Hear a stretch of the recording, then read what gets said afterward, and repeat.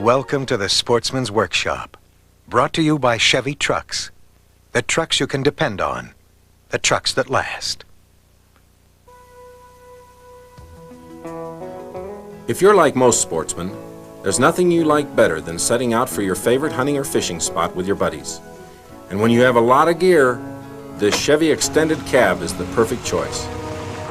It has all the Chevy advantages, like more standard horsepower than its main competitor, and rear-wheel anti-lock brakes.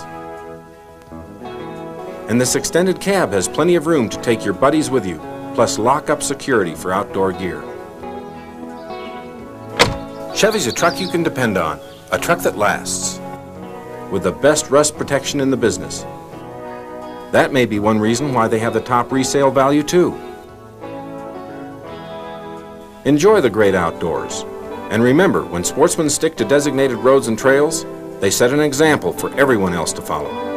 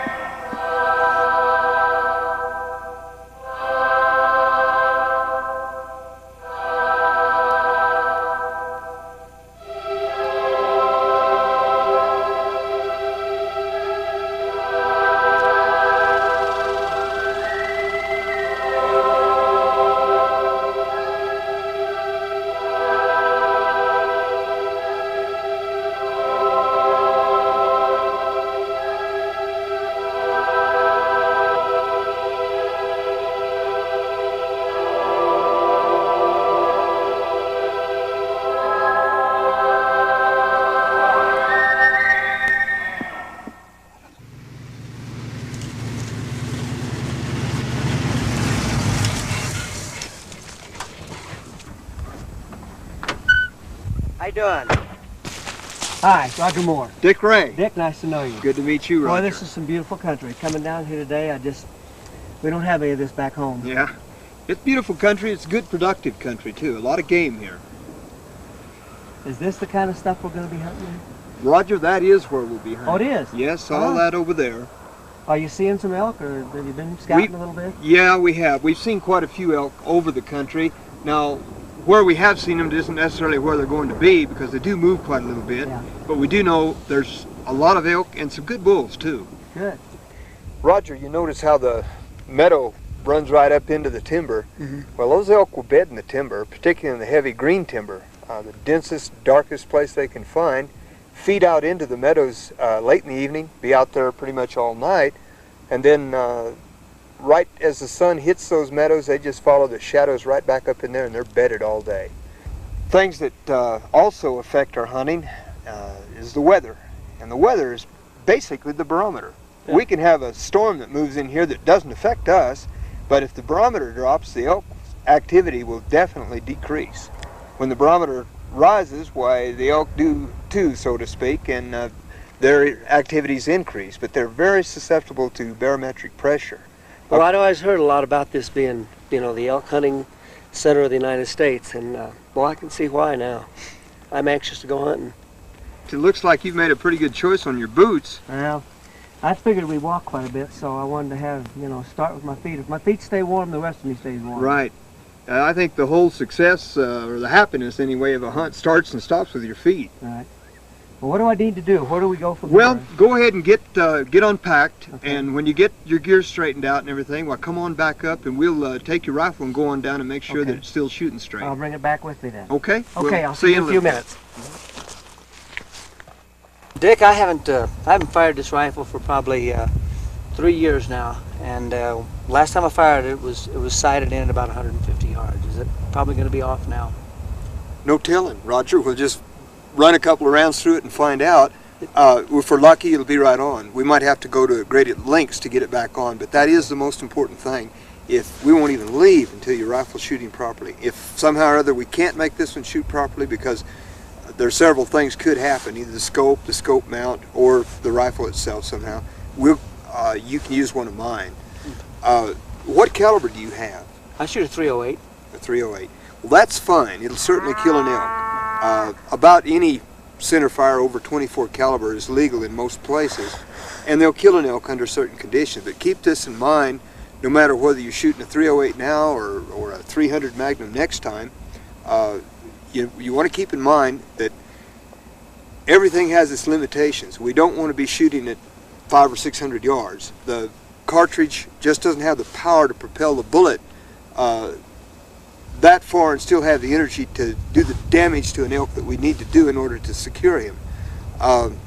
What we like to see, ideally, with this elk hunting, is an exit hole so that we'll have a good blood trail. And that means shooting the animal close with a relatively powerful firearm. Well, why don't you go ahead and chamber around and fire one down that way, and we'll see where it goes. And if it's on, well, we'll feel pretty good. If not, we'll have to do some more.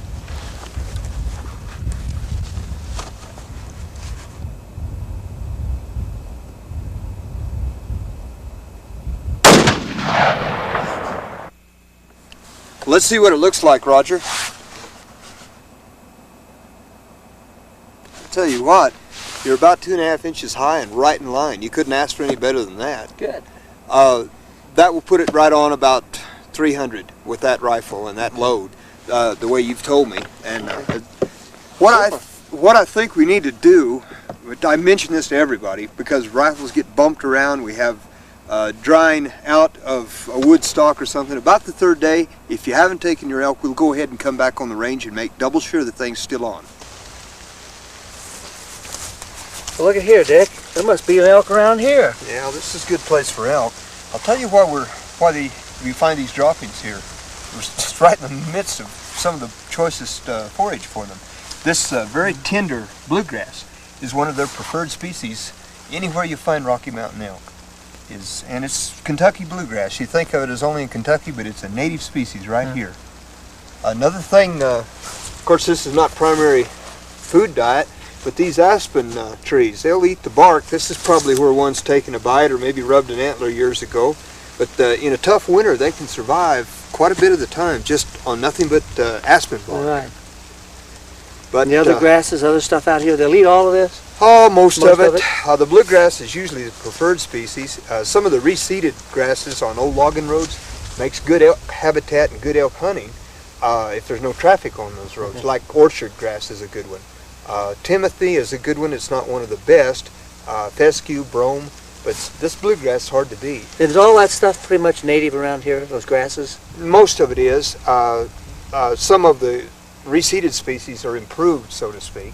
Here's one over here that's kind of interesting. This cinquefoil is a good feed, not so much now, although this new growth is tender, but when this bluegrass is covered up with snow, why, they can still get to this cinquefoil, and it's pretty important, early in the winter especially. Kind of patches of it all over out here. Yes, there is. You know, we've got a lot of bluegrass back in my part of the country, and we don't get a lot of snow. But we're always really happy when we get a little snow because the nitrogen it puts in the soil, I'll bet that's what makes this some of the best grass in the world. It does. We get a lot of snow, and when we do have a growing season, it's short, but there's a lot of nitrogen, a lot of nutrients in our grasses, and it really makes our animals strong and sturdy. You know, right over here is a good source of nutrients for either a bear or an elk. This is nothing but rose hips. Little berries. Now that's what the bear will feed on. A bear or an elk will feed on this, and tremendously rich in nutrients. You can buy this in a health food store, and you wouldn't believe what it cost you. I can't say I'm overly fond of them, but they are definitely a good nutrient.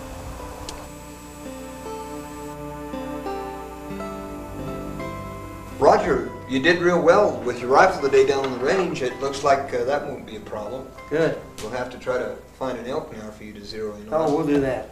There's a few things that we kind of need to talk about. Firearm safety is something I know you're well aware of, being an experienced hunter. But, you know, these loaded rifles are what always causes the problems. Around here, or about anywhere in the field when we're hunting, we find that sometimes a hunter might as the vehicle or the horses come, you know, I mean, we're getting back together late, tired, maybe cold, or whatever, hungry. Why, a guy might forget to unload his rifle. I'm concerned about a live round in the chamber.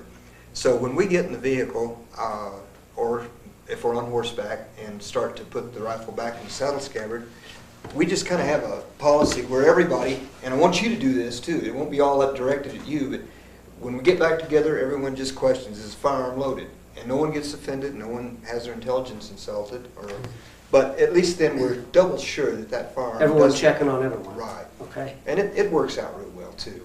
I like your choice of firearm here. That is, it's a good, powerful caliber. Should certainly be adequate to kill an elk. You've killed the shine, which is really an advantage. Man needs every advantage he can create for himself whenever you go out to hunt these elk. And killing that shine on this firearm is a good idea.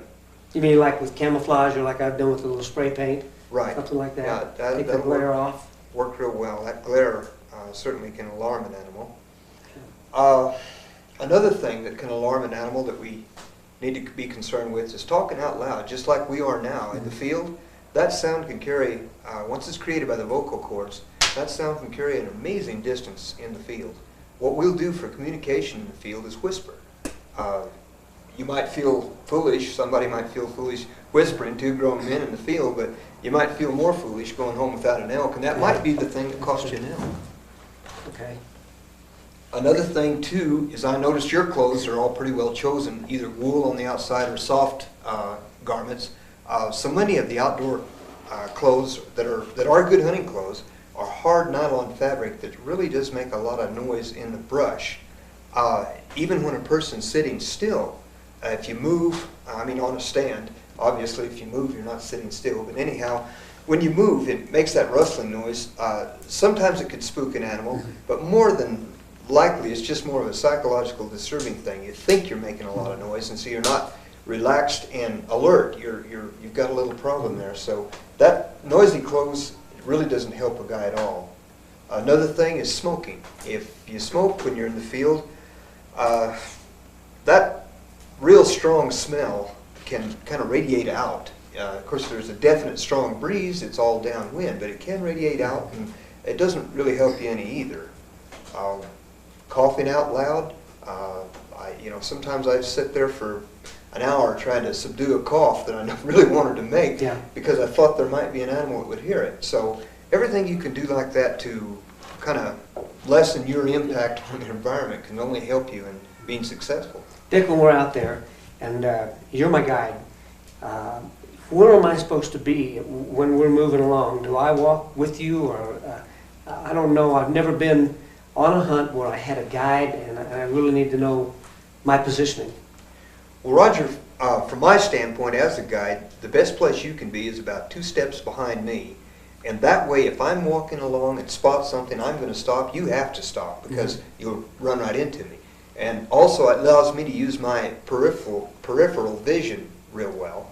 And of course, don't get the idea that I'm the only one that can see an elk. You're going to be looking too, and if you're behind me and stop, if I don't see it immediately, I ought to sense it pretty quickly. But it works a lot better if you follow your guide rather than trying to be off to one side or the other.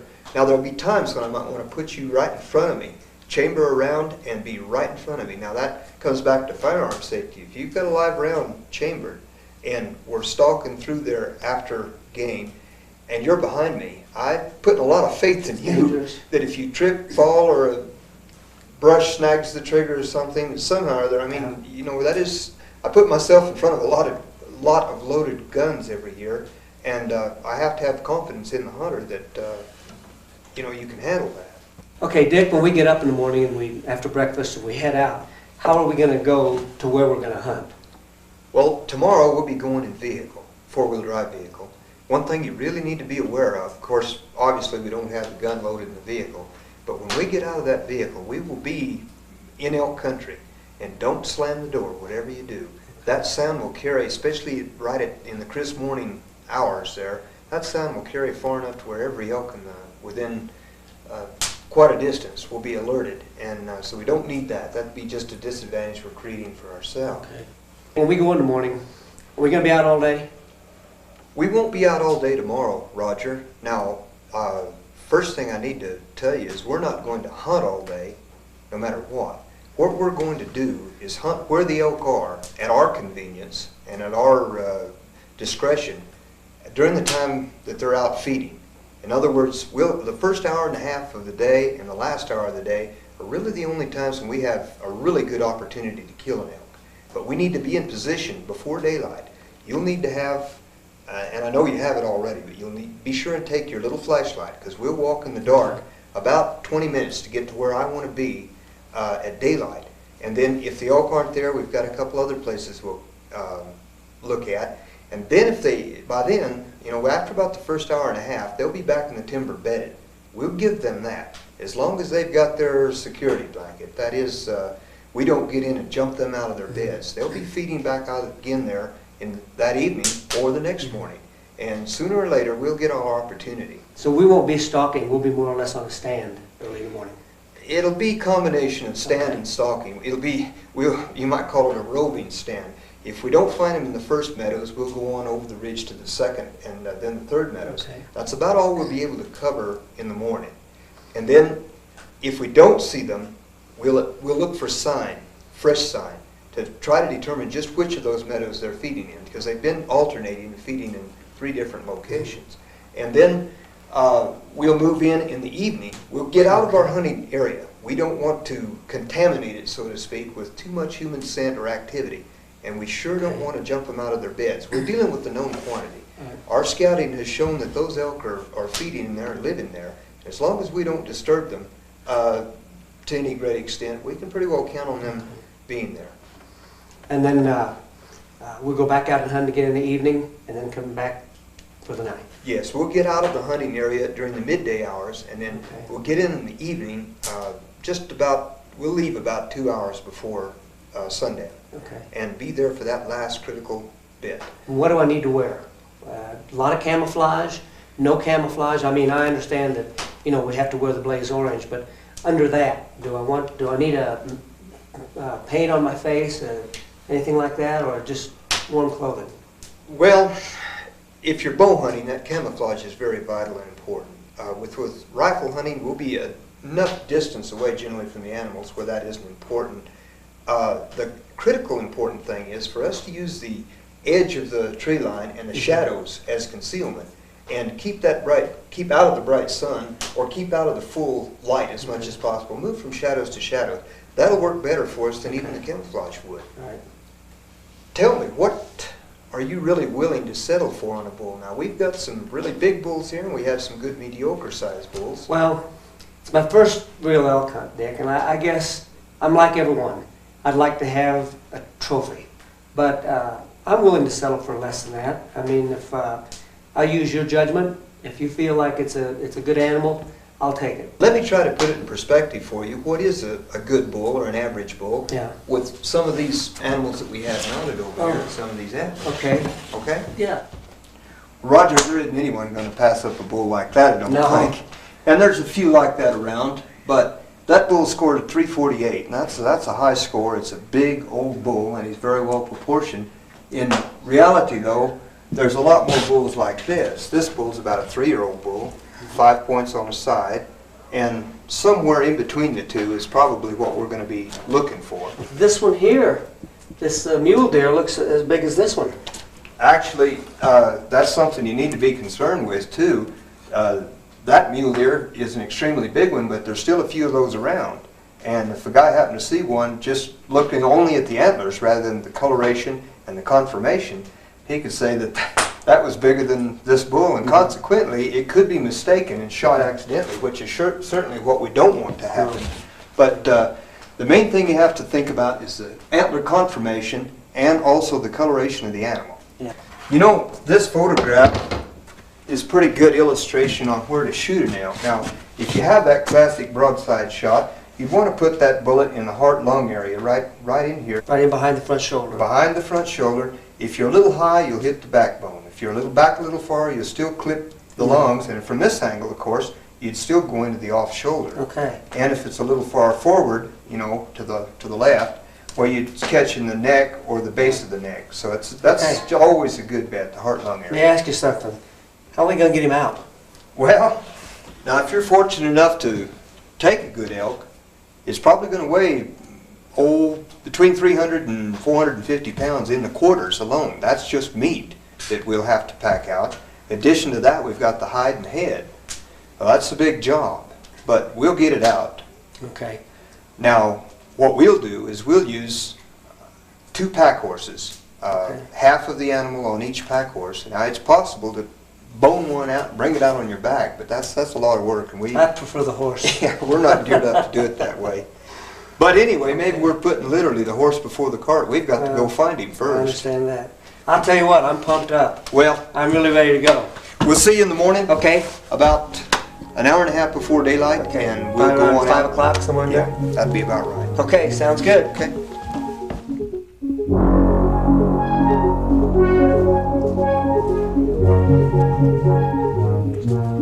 We can expect to see a large herd of elk here. We've seen them before. I'll let you know whenever we're on to the one that we're after.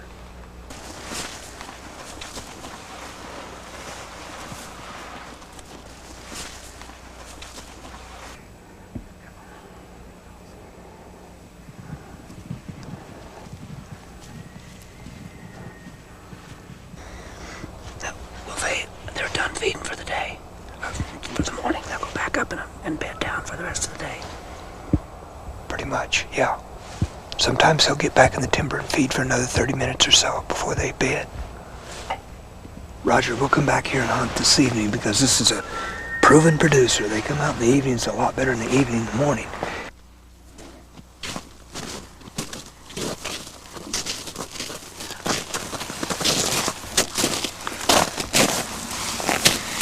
They're fresh.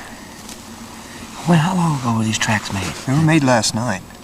When the sun hits this, Roger, when the sun hits this, it'll just take these edges off in a matter of an hour or so. This is an average-sized cow. The bull droppings would be bigger and they're shaped different too. Yeah. Yeah. Now, is this probably elk goes out in here feeding last night and they're working their way back up into the woods? Right. They're on their way back up to the bedding grounds. That's not a real big track. No, that's just about an average-sized cow. A really big bull would be almost twice that size. When you say an average cow, what will an average cow weigh? Oh, on the hoof, 500 to 600 pounds probably. Big animal. Sometimes some of those cows weigh a little more, but that's not average. Yeah. Okay.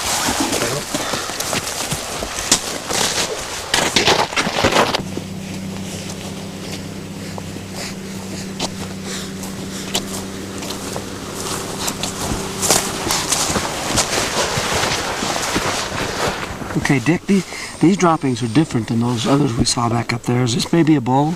Well, Roger, you can't tell if it's a bull or not from that, but the reason they're different is this elk was eating green grass. We're right now in the transition period. You know, the frost is killing this grass. This is brown.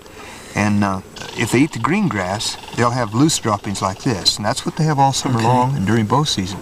And from about here on out through the rest of the winter, they'll be eating the dry grass. And they'll be separated. The droppings get to be the hard pellet that we normally see in the fall. So but we're right now in the transition period. Okay.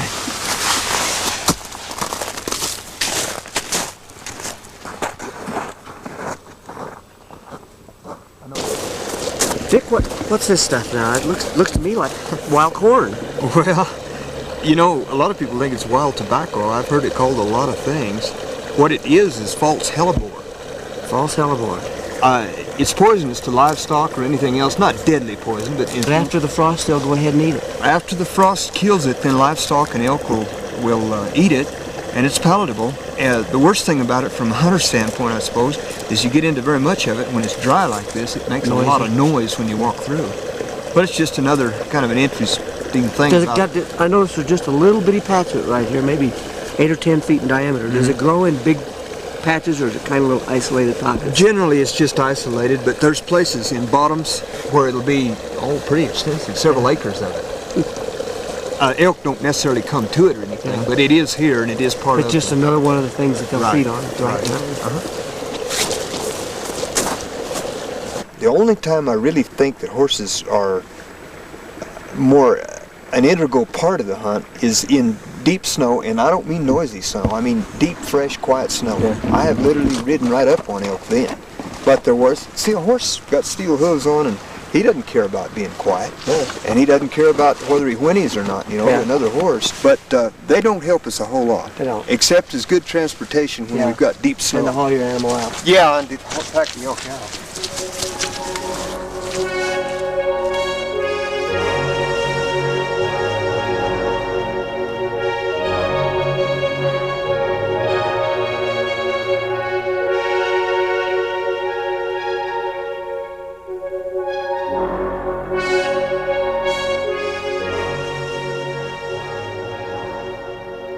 What is this?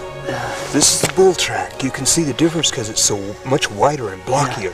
That's a typical cow track there. Okay. Just average. Yeah. Calf track, of course, going to be a little bit smaller. This thing is kind of squared off too. That's real blocky. A lot of times a bull will kind of be splay-footed. By splay-footed, I mean, yeah, because of the weight of his antlers in his neck. He's so much heavier in the front end, especially a big bull. Okay. Look over here, Roger. There's a bed. This, more than likely, it's a cow that's bedded there, and her body heat has melted the snow. She urinated when she stood up. She's headed in this direction. Here's her tracks where she walked on out. Now, she's a big cow, but it's almost surely a cow because of the shape of the track. It certainly is not a big bull, I know that. She got up, started walking off this way, and right here you can see where she pawed through the snow, and got to a little fresh grass. Right, that's probably where she took her first bite. Yeah.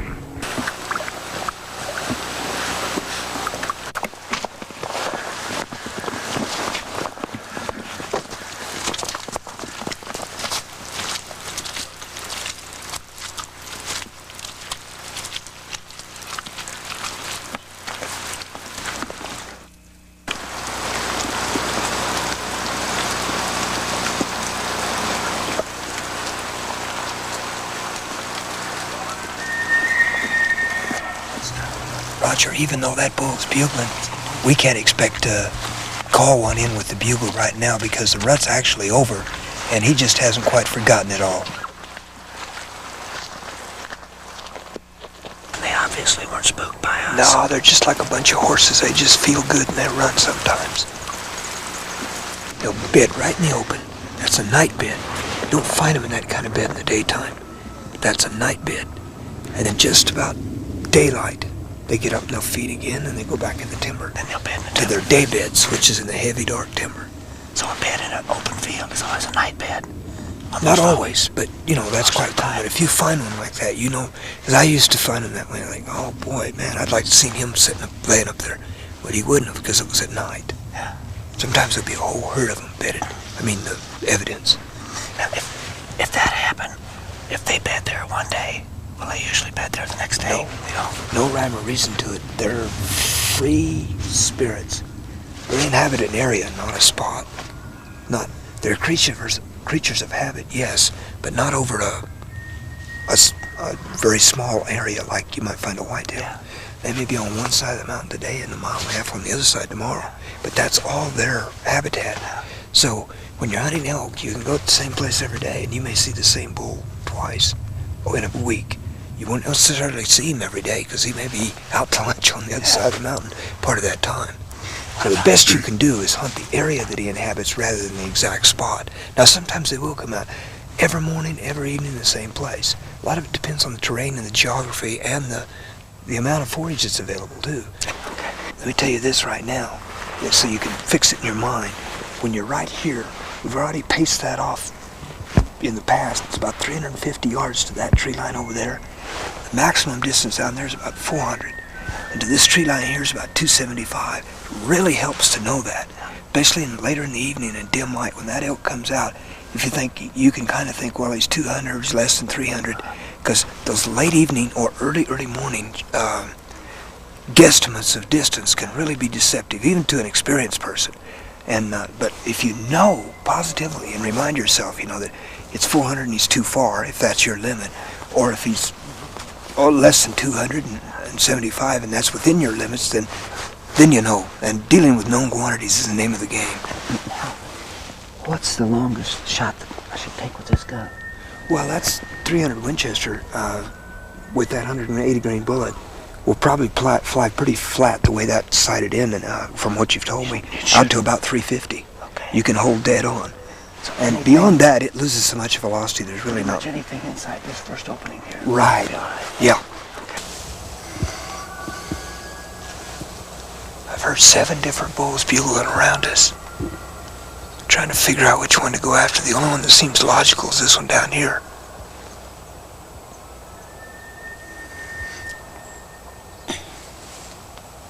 That last little bunch that ran through there was 2 spikes and about a 3-point and a 4-point, but nothing really big enough to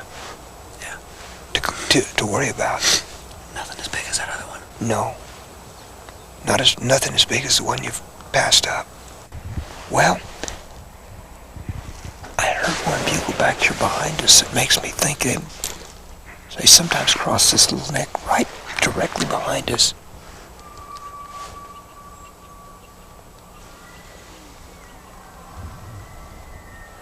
Boy, I'm tempted to just go straight down there and see if we can't get right on top of that one that's bugling.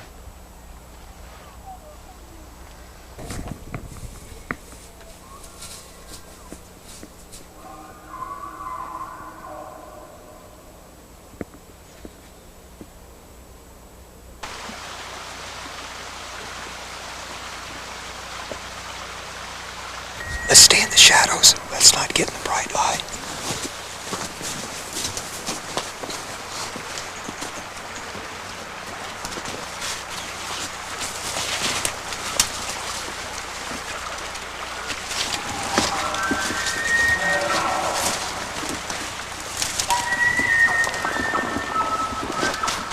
He's not bugling because he's had it. He's finished with the rut. Maybe the other bull isn't, but he's through. He's probably been whipped out and pushed off.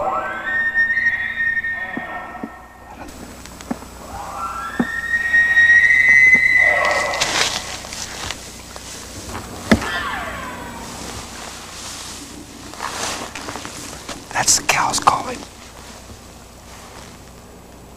Don't shoot unless you've got a perfect shot. Remember, you have to shoot between the trees. You can't shoot through them.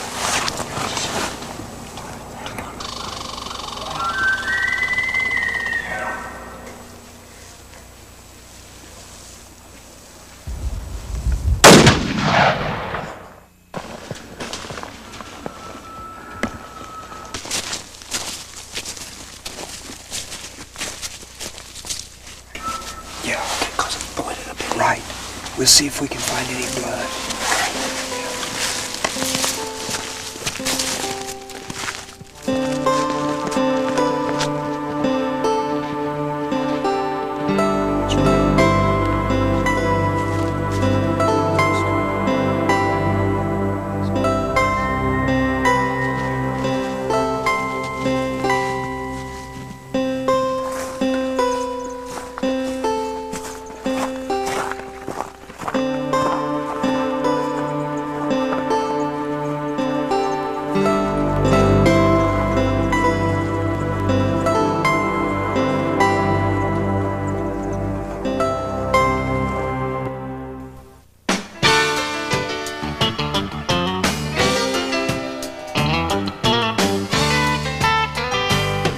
If you're gonna go hunting and fishing, you know your Ford just may not do.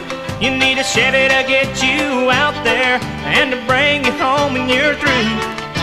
If you're gonna spend time fishing or hunting off deep in the woods, I wouldn't put keys in the ignition unless there's a Chevy underneath that hood.